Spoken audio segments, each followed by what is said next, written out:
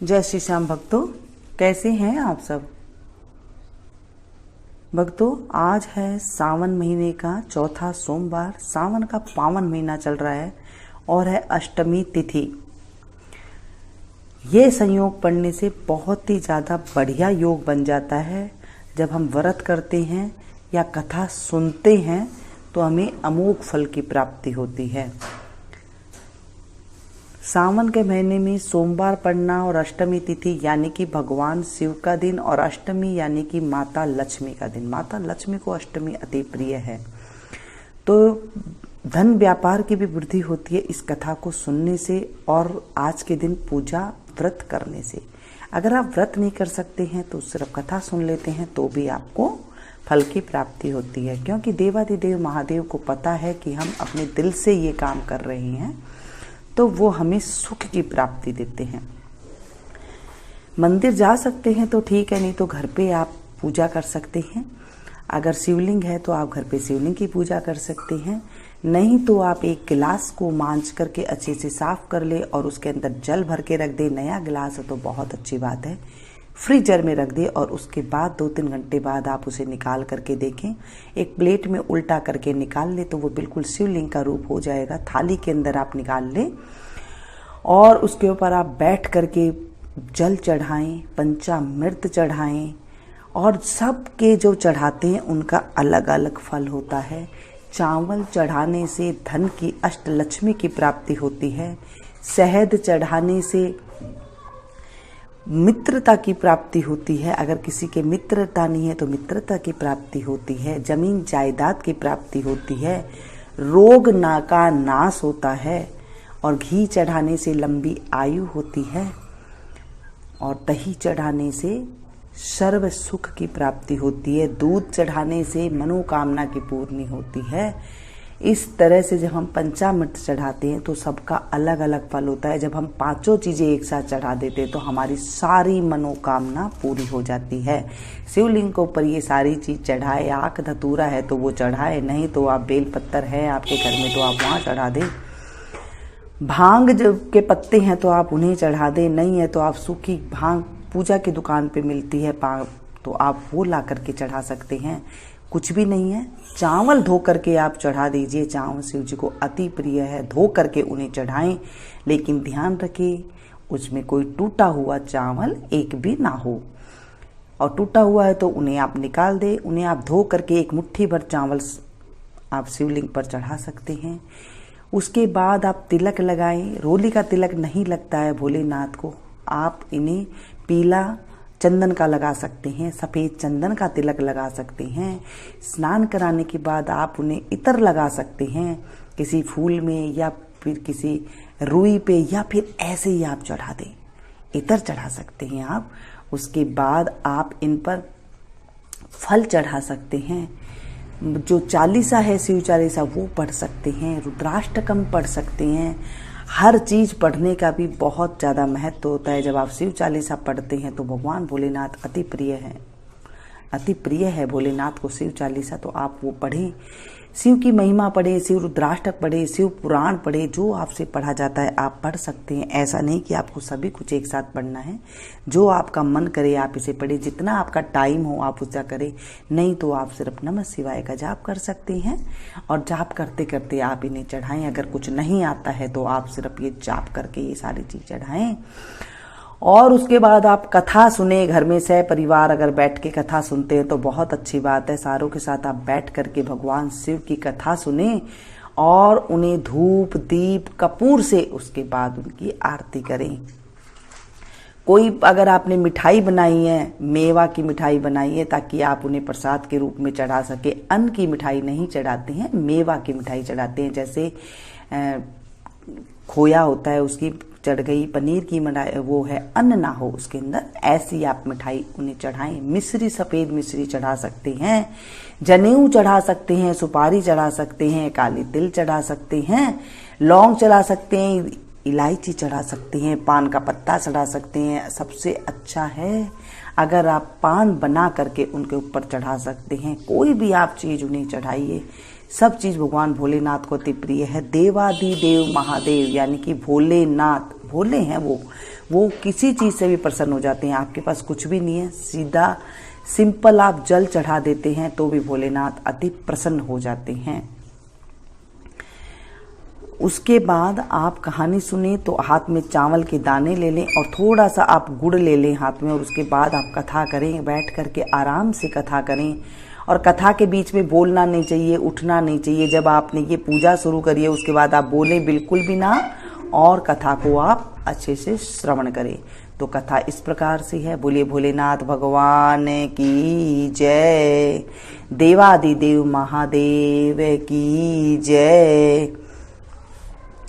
एक सेठ सेठानी थे, गांव में रहते थे।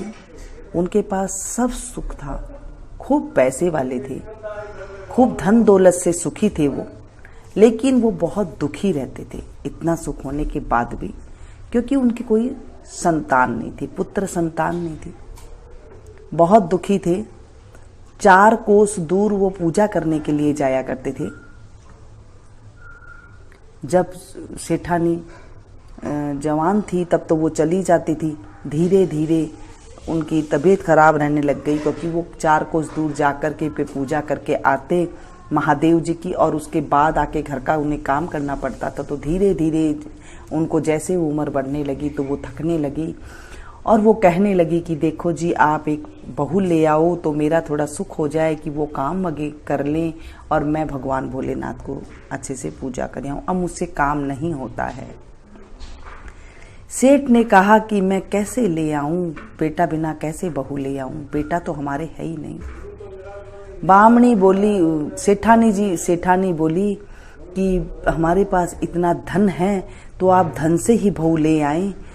साहूकार ने कुछ बैठ करके सोचा, कहने लगे कौन देगा बेटे की बहू, और उसके बाद फिर वैसे ही चलता गया। कुछ दिन बाद साहूकार ने कहा, सेठ ने कहा कि हे सेठानी, मुझे थोड़ा सा आटा दे दो और उसमें कुछ सोने की मोहरें डाल दो। अब सेठ गया तो कहने 1 कोस दूर गया, 2 कोस दूर गया, आगे जाकर के देखा कि वहां पर कुछ लड़कियां खेल रही है। तो उनमें से वहां जाकर के वो खड़ा हो गया, देखता गया कि सारी लड़कियों ने अपना अपना घर बनाया, मिट्टी में खेल रही थी। तो सारी लड़कियों ने अपने अपने घर को तोड़ दिया, और एक लड़की थी, उसने भी, सबने कहा भाई तू भी तेरा घर को तोड़ दे। उसने कहा ना भाई, मैं तो मेरा घर नहीं तोड़ती, घर तो बहुत मुश्किल से बनता है, मैं तो घर नहीं तोड़ती। साहूकार ने कहा ये तो बहुत सियानी लड़की है, इसी के साथ मैं चलता हूँ, इसी को ही देखता हूँ कि ये कोई क्या करते हैं इनके घर के। जब वो गया तो लड़की के घर में बहुत गरीबी थी, और लड़की को सेठ ने कहा कि बेटा, मैं बहुत दूर से आया हूँ गांव से, और मुझे बहुत तेज भूख लगी हुई है, और मुझे कुछ खाना खिला दो, 2 रोटी खिला दो। तो उसने, लड़की ने कहा कि मैं मेरी माँ से पूछ करके आती हूँ, फिर आपको बताती हूँ। जाकर के गई, माँ एक बटाऊ आया है, एक कोई मेहमान आया है, वो कह रहा है कि मैं भूखा हूँ, मुझे रोटी खिला दो। तो कहने लगी बेटा, अपने घर में तो आटा वगैरह है नहीं, और अभी रोटी थी वो भी खाली, अपने घर में तो है नहीं, कहाँ से दूं मैं रोटी। इतनी देर में सेठ ने कहा कि लड़की आई तो सेठ ने कहा बेटा, मेरे पास आटा है, तुम ये, मैं किसी के घर का खाता नहीं हूँ, ये आटा ले जा और इसे लेकिन छान लेना, और मुझे इसी आटे की रोटी बना करके दे देना। लड़की आटा लेकर के चली गई, माँ से कहा माँ इसे छान लेना। माँ ने जब छाना तो उसमें काफी सारी मोहरें निकली, सोने की मोहरें निकली। तो लड़की की माँ ने सोचा, अरे इतनी सारी मोहरें है। इतनी देर में लड़के के पिता भी आ गए कि इतनी मोहरें जब आटे में ही हैं, तो उन्होंने आटा को, मोहरें ले जाकर लड़की को दिया और बोला जा उस बटाऊ को दिया। जब लेकर के गई तो उन्होंने कहा, सेठ जी ने, कि नहीं, मेरे तो घर में बहुत धन संपत्ति है, हमारे तो बहुत है, तुम ही रख लो, इधर उधर रख देते हैं हम तो। उन्होंने सोचा कितने पैसे वाले हैं। लड़की की माँ ने रोटी बना करके साहूकार को जब खिलाई, उसे लड़की के पिता ने पूछा, आप कहाँ जा रहे हो, बुरा ना मानो तो मैं पूछूं।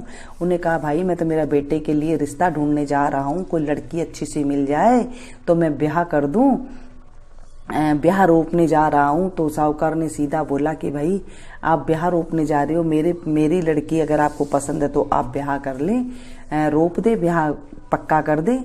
तो सेठ जी को तो यही उम्मीद थी, उन्होंने फटाफट से हाँ भर दी। लेकिन उन्होंने कहा कि मेरा हाँ भर के और थोड़े से रुपया वगैरह दे करके, नारियल वगैरह दे करके ब्याह का जो है पक्का करके आ गया। अब घर में आके उदास बैठ गया। सेठानी बोली उदास क्यों बैठे? कहते हैं अब वो ब्याह कैसे करेंगे? इतने में बेटे को, पिता को भी ये हो गया कि कहीं वो जवाब भी कुछ नहीं आ रहा है, कहीं पूछे तो सही कि ब्याह कब करेंगे, कैसे करेंगे। तो उन्होंने उन्हें भेजा कि भाई अब कैसे ब्याह कब करेंगे, कैसे करेंगे, आप करो। तो लड़के के पिता ने कहा भाई मैं तो इसलिए आपसे नहीं बात कर रहा हूँ क्योंकि मेरा बेटा काशी जी पढ़ने गया है, अगर जल्दी है तो हम कांडा से शादी करेंगे। तो उन्होंने कहा हाँ आप कर लो। लड़की के पिता ने कहा हाँ हम खांडे से ब्याह कर लेंगे। तो उन्होंने खांडा रख करके बेटे का ब्याह कर दिया। फेरा हो गए। अब बहू आ गई तो सारा काम छमछम करके सारा दिन करती रही काम। अब सेठानी को सुख हो गया। बहू से कहा था बहू चौका की जब आँच खत्म हो जाए तो दिए की आँच मत खत्म होने देना, और दिए की खत्म हो जाए तो चौके की आँच जो है मत खत्म होने देना। एक दिन दोनों आँच खत्म हो गई, बुझ गई। तो वो गई पड़ोसन के पास, भागी भागी, पड़ोसन मुझे आँच दे दे। उसने कहा तू कौन है? कहने लगी मैं तो इनकी बहू हूँ। कहते बहू? इनके कहाँ से बहू आ गई? इनके तो बेटा ही नहीं है तो तू इनकी बहू कहाँ से आ गई? कहने लगी नहीं मेरा तो पति जो है काशी जी पढ़ने गए हुए हैं। कहते हैं अच्छा। फिर उससे कुछ देर बात करी और उसके बाद बोली तुझे बता कितने कोठे की चाबी दे रखी है? उसने कहा 6 कोठे की चाबी दे रखी है। कहते बहू होती तो तुझे 7वें कोठे की चाबी ना देते? कहने लगी हाँ। आई और अपने जो गहने कपड़े थे उतार करके बैठ गई, छमछम करती जो फिर रही थी। आज वो एकदम सिंपल साड़ी में आकर के बैठ गई। और आए सास ससुर तो खाना मांगा तो उन्हें वो जली सी खिचड़ी बना करके दे दी। सासु ससुरा बोले बेटा बहू आज तो जो है खिचड़ी अलूणी है। कहने लगी मैं तो सदा की अलूणी हूँ। बहू आज तो खिचड़ी जली हुई है, मैं तो सदा की जली बड़ी हूँ। और इस तरह कह दी। तो सेठ सेठानी सोचे कि आज तो पड़ोसन की हवा लग गई, आज तो पड़ोसन की सीख लग गई है बहू को। कहते पड़ोसन की क्या सीख लगे? अगर आप मुझे बहू मानते हो ना तो मुझे 6 कोठे की चाबी दे रखी, 7वें कोठे की चाबी क्यों नहीं दे रखी? तो उन्होंने कहा नहीं बेटा उसमें तो कुछ भी नहीं है, कूड़ा कबाड़ा है, ये ले ले तेरी चाबी, ये पकड़ो। उनको हमें क्या करना है, तू ही इस घर की मालिकनी है, ये ले चाबी ले ले। और उन्हें चाबी दे दिया। दूसरे दिन फटाफट काम करके बैठ गई कि कब सासु ससुरा जाए और मैं कब 7वां कोठे की चाबी खोल करके देखूं। दूसरे दिन सासु ससुर भगवान को सींचने गए तो पीछे ऊपर भागी, फटाफट के ताला खोल के देखी तो देखते ही अचंबा करने लग गई। शिव पार्वती बैठे हैं और केला पीपल तुलसा उग रही है, नदी बह रही है और एक छोटा सा कंवर पूजा कर रहा है। बहुत सुंदर सा कंवर लड़का पूजा कर रहा है। बोले तू कौन? बोला मैं तेरा पति। बोला मेरा पति तो काशी जी पढ़ने गया है। बोले नहीं मैं पहले आ जाता हूँ और 1 महीना पहले बैठ करके मैं यहाँ पूजा पाठ करता हूँ और उसके बाद मैं फिर आता हूँ। तो वो फटाफट भागी भागी सारे कपड़े पहने, गहना गुठी पहनी और छमछम करती सारा काम कर लिया घर का और फटाफट भोजन बनाए, अच्छे से अच्छे प्रकार के भोजन बनाए और उधर उधर घूमती फिरे कि कब सासु ससुर आए, कब मैं बात करूं। सासु ससुर आए, बोले आओ सासू जी जूं निकालूं। बोली बहू थके आ रहे हैं। ससुरा ने कहा नहीं निकलवा ले, नहीं तो ये फिर से बिचर जाएगी, गुस्सा हो जाएगी। सासू बैठ करके जुएं निकलवाने लगी। तो जुएं निकलवाने के बैठी तो उसने कहा कि सासू जी आप कहाँ जाते हो? उन्होंने कहा बेटा हम तो शिव पार्वती सींचने जाते हैं, यहाँ से 4 कोस दूर है। कैसा माँ जी शिव पार्वती तो अपने घर में है। कहने लगी बहू घर में छोड़ गांव में ही नहीं है। क्या चलो मैं दिखाऊं आगे आगे बहू, पीछे पीछे सासू। ससुरे ऊपर भागे भागे गए, जाके देखें तो शिव पार्वती बैठे हैं, केला पीपल तुलसा उग रही है और एक सुंदर सा लड़का पूजा कर रहा है। बोला तू कौन? बोले मैं तेरा बेटा। क्या मेरा तो कोई बेटा ही नहीं है, तू कहाँ से आया? कहने की भगवान की कृपा से आपको बेटा मिला है, भोलेनाथ की कृपा से आपको उन्होंने प्रसन्न होकर के बेटा दिया है और ये आपका पूजा का फल है। तो कहने लगी बेटा मैं मान जाऊंगी, ये मान जाएगी, लेकिन दुनिया कैसे मानेगी, मेरे रिश्तेदार कैसे मानेंगे? दूसरे दिन वो चिंता में बैठी थी, वो कहने लगे कि चलो लोहे की आंगी पहन लो। सारे गांव में ढिंडोरा पिटवा दिया कि मेरा बेटा है। लोहे की आंगी पैर करके नदी के इस पार माँ खड़ी हो गई, उस पार बेटा खड़ा हो गया। लोहे की आंगी में से दूध की धार बेटे के मुंह में चली गई। सारे लोग ने मान लिया कि हाँ ये इसका बेटा ही है।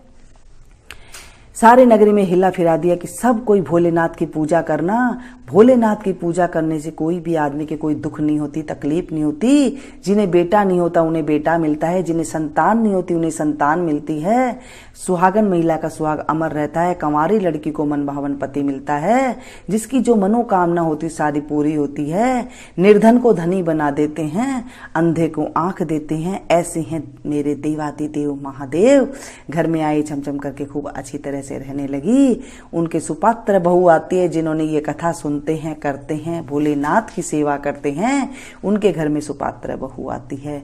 हे देवादिदेव महादेव, हे भोलेनाथ, हे शंभुनाथ, आज हमने आपकी कथा का स्मरण किया है और इस कथा को जो कहे, सुने, सुनावे और जो हुकारा भरे, उनकी सारी मनोकामना पूरी करना, उन्हें घर में सुख शांति देना और उनके बिल्कुल अच्छी बहू देना। उन्हें कहने सुनने वाली बहू, जो समझदार बहू हो, उनके घर में उनका आगमन करना, घर में बेटा पोता देना और घर में सुख शांति देना।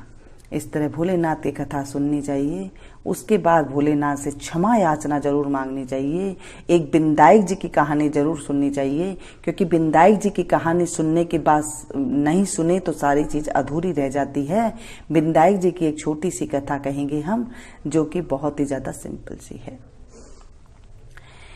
एक छोटा सा लड़का था, वो निकल करके घर से बाहर चला गया। कहने लगा मैं तो गणेश जी से मिलने जा रहा हूँ। सबने समझाया नहीं, निकल करके जंगल में चला गया। गणेश जी ने सोचा कि ये मेरे नाम से निकला है, अगर मैं इसकी सहायता नहीं करूंगा तो मुझे कलयुग में कौन मानेगा। तो भगवान जी एक आदमी का रूप धर कर आए और बोलने लगे कि बेटा तो कहाँ जा रहा है। कहने मैं गणेश जी से मिलने जा रहा हूँ। कहने लगा मैं ही गणेश जी हूँ। कहने लगे अच्छा तो मांग तुझे क्या चाहिए। लड़के ने कहा, गणेश जी अपने रूप में आ गए और उसे दर्शन दे दिए। और लड़के ने कहा कि मुझे तो मांगना नहीं आता है। कहने लगा जो तेरे को मांगना है वो मांग ले। उसने कहा कि हाथी की सवारी दे, सोना चांदी का घर में खिलौने दे, चौकी दे, सुंदर सी बहू दे और नौकर चाकरों का जो है घर में वास हो। इस तरह से मुझे सारी सुख शांति मिले। गणेश जी भगवान ने कहा बेटा तो छोटा सा दिखता था, सारा कुछ ही मांग लिया, जाते रहे ऐसे ही हो जाएगा। घर में आया, घर में आकर के कहने लगा देखा तो एक छोटी सी बहू बैठी है और घर में एकदम कोठी हो गई है, नौकर चाकर आ गए हैं, खूब हीरा मोतियां के सारा कुछ घर में झिलमिलाहट हो रही है कि ये माँ, ये गणेश जी से मैं मांग करके लेकर के आया हूँ, ये देखें। माँ बड़ी खुश हो गई और गणेश जी की पूजा आराधना करने लगी। इस तरह गणेश जी महाराज जो आपकी कथा को सुने, सुनावे, हुंकारा भरे, उसकी सारी मनोकामना को पूरी करना और हे गणेश जी महाराज हमारी रक्षा करना।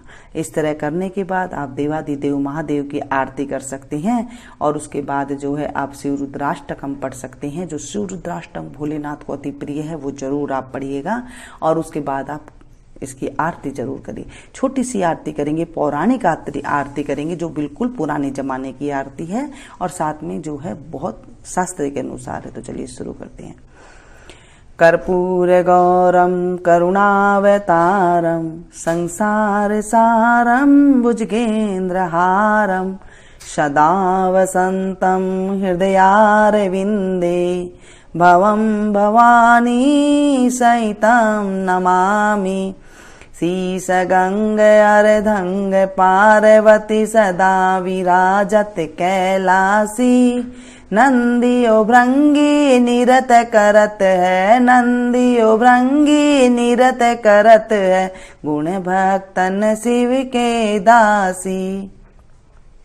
शीतल मंद सुगंध पवन जहाँ बैठे हैं शिव अविनाशी। करत गान गांधर्व सप्त सुर राग रागनी अति गासी। यक्ष रक्ष भैरव जहाँ डोलत बोलत हैं बन के वासी।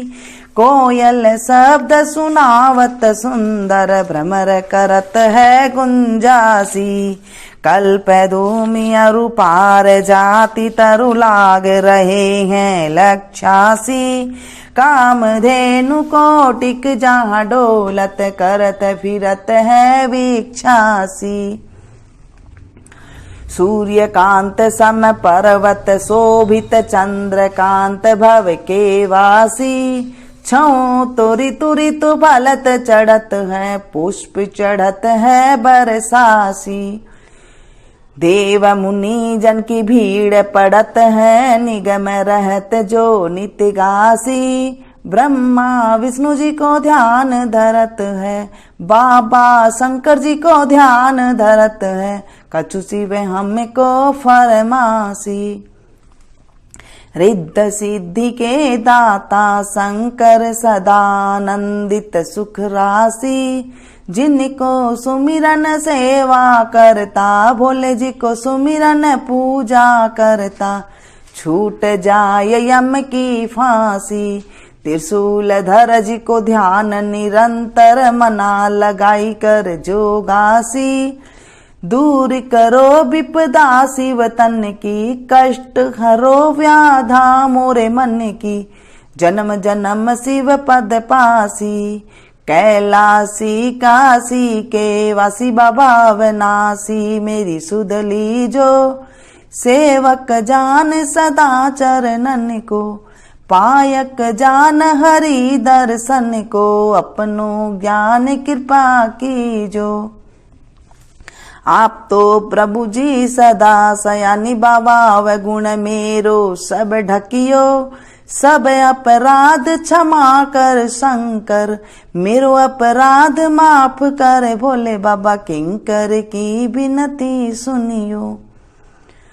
अभय ज्ञान दीजो हरिमो को सकल सृष्टि के हितकारी। श्री भोलेनाथ बाबा भक्त निरंजन भूतनाथ बाबा भक्त निरंजन अलखनाथ बाबा भक्त निरंजन भव भंजन भव शुभकारी। काल हरो हरि कष्ट हरो हरि दुख हरो दारिद्र हरो। नमामि शंकर भवानी भोले बाबा नमामि शंकर भवानी भोले बाबा। हर हर शंकर आप शरणम। सेवा पूजा बंदगी सभी तुम्हारे हाथ। मैं तो कुछ जानू नहीं तुम जानो रघुनाथ। सिंह चढ़े दुर्गा मिले गरुड़ चढ़े भगवान। बैल चढ़े शिव जी मिले तो पूर्ण होए सब काम। सदा भवानी दायिनी सन्मुख रहत गणेश। पांच देव रक्षा करे ब्रह्मा विष्णु महेश। सांब सदा शिवाय नमः। देवादिदेव महादेव की जय शंभुनाथ की जय। तमेव माता च पिता तमेव तमेव बंधु च सखा तमेव तमेव विद्या द्रविणं तमेव तमेव सर्वं मम देव देवं। पापहं पापकर्माहं पापात्मा पाप संभवो। त्राहि मां पार्वतीनाथो सर्वपापो हरो हरो। त्राहि मां पार्वतीनाथो सर्वपापो हरो हरो। त्राहि मां पार्वतीनाथो सर्वपापो हरो हरो। सांब सदा शिवाय नमः।